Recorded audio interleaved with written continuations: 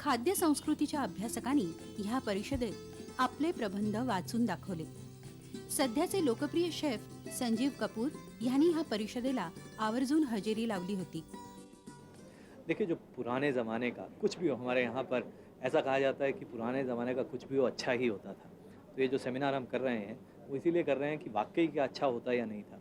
देखिए, ये हमें सबको मालूम है कि पुराने ज़माने में जो खाना था वो होलसम था, हेल्दी था, क्योंकि नेचुरल चीज़ें यूज़ होती थी, कुछ भी आर्टिफिशियल नहीं यूज़ होता था। और ना सिर्फ वो जो खाना था वो अपने शरीर के लिए नहीं, माइंड एंड जो सोल है, आत्मा के लिए भी, सब चीज़ों के लिए वो खाना अच्छा माना जाता था। ऐसा हमें पढ़ाया गया है, ऐसा हमने सुना है अपने बुज़ुर्गों से। तो ये सेमिनार के द्वारा हम ये जानना चाहते हैं कि वाकई ये जो चीज़ें हैं वो ठीक हैं या नहीं हैं। और पुराने ज़माने में वैसे तो कहा ही जाता है कि जिस तरह से पहले खाना बनता था वो उसमें टेस्ट बहुत अच्छा होता था, स्वाद बहुत अच्छा होता था। आजकल इतना बढ़िया नहीं लगता।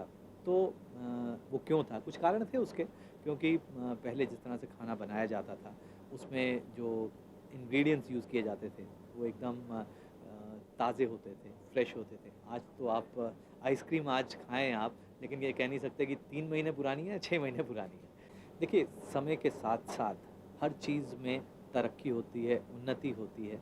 कुछ चीज़ों में हमें फ़ायदे मिलते हैं और कुछ चीज़ों में नुकसान हो जाता है। तो खाने में भी सब चीज़ें हमें जल्दबाजी में करनी होती हैं। तो पैकेट में आपको अदरक का पेस्ट, लहसुन का पेस्ट मिल जाएगा, लेकिन क्या वैसा स्वाद मिल सकता है? नहीं मिल सकता है। तो इसलिए समय के साथ-साथ उन्नति हमें देखनी पड़ती है और कुछ चीज़ों को चूज़ करना पड़ता है। आज देखते हैं कि कार से चलते हैं तो पोल्यूशन होता है। पुराने ज़माने में अगर आप बैलगाड़ी से चलेंगे तो पोल्यूशन नहीं होगा, तो क्या बैलगाड़ी से चलें? तो इसलिए समय के साथ-साथ बदलाव आता है, लेकिन क्या कुछ ऐसा हो सकता है कि कार ऐसी बनाई जाए जो पोल्यूशन ना करे? तो खाने में भी वैसा ही कि सब कुछ पुराना रहे, अच्छा रहे और उसके साथ-साथ हम उसमें से कुछ भी लूज़ ना करें, स्वाद भी नहीं। आणि आजचा मानसीचा सल्ला चहा पिण्याबाबत। लहानपणी आपली आई किंवा आजी सतत ओरडायची की अरे किती चहा पिता, पण आता संशोधनानंतर सिद्ध झालंय की चहा प्रकृतीसाठी केव्हाही चांगला। चहामध्ये अँटीऑक्सिडंट द्रव्य असतं, त्यामुळे शरीराची रोगप्रतिकारशक्ती वाढते।